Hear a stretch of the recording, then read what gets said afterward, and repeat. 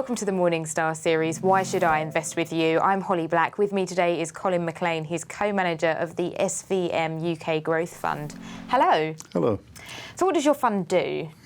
The fund invests in UK companies, mainly in mid-cap, so it's not in the very biggest global companies, with a growth orientation. So there's a particular type of company we're looking for, and the way we do that is by having regular meetings with them and really trying to not only understand the numbers, but understand strategy. So the UK isn't really a place I associate with growth that much at the moment. There's so many challenges.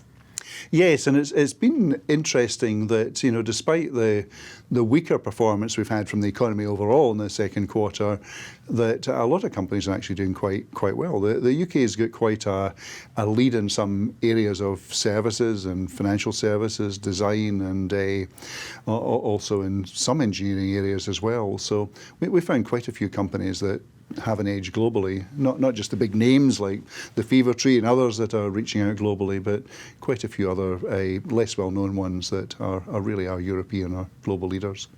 And you're quite trend-focused in your investment process, aren't you? Why is it that you try and look for trends?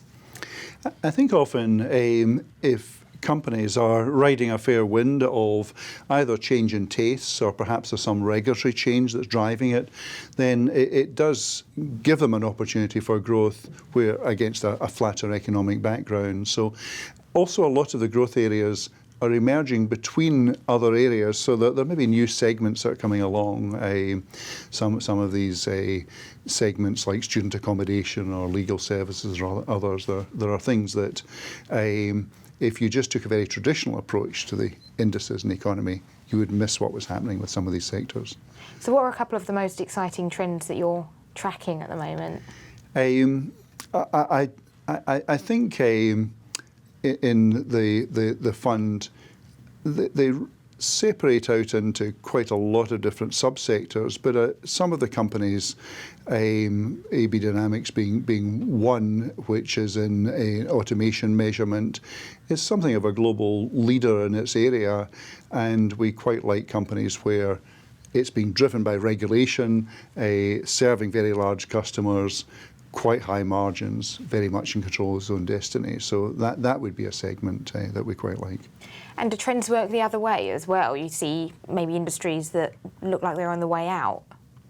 That's been very much the case, say, in the high street with retailing, and it's really best not to stand in the way of that. So we tend to think that although a lot of the, say, retailers can spin good stories on how they might reinvent themselves or resolve things, once they're seeing that sort of attrition and change in taste, it's quite difficult to reinvent. So there's a number of sectors that we just steer clear of. We don't have quite so much in the large financials either, the big banks.